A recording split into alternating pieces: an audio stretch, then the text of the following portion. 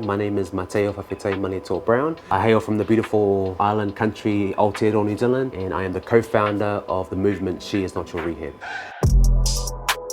I am here in Wales to navigate and talk to young boys in particular around masculinity, healthy masculinity, what that looks like, what they can look like for the future of our women, our children and our families. If I could describe my childhood in one word, I would use the word unsafe. It was unsafe to have an opinion, it was unsafe to think, it was unsafe to speak. What we've seen is boys respond really well to him. He creates a safe space for them where they can say, these are the challenges for me and this is what it's like, and he can provide that really positive role model to talk about the reality of being a young man today. The Sound campaign helps young men and boys have that experience to be able to talk that through. What does that sound like? What their place in that is? It was in the barbershop talking to men. When I was vulnerable with my story, when I started being real about my story, these guys started opening up to me. I want to stop seeing young women and children be subjected to violence. When we can create those safe spaces for our young boys to speak up and open up and be met with empathy and compassion, like, we will hear more stories coming to the forefront. I was handing to him his very first pair of boxing gloves. You know, my first pair of boxing gloves were gifted to me by Joseph Parker, but I mean, these are cool.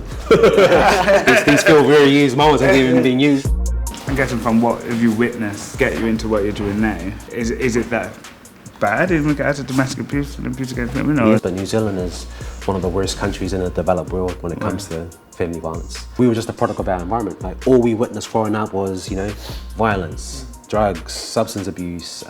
My dad would often beat my mother to a pole.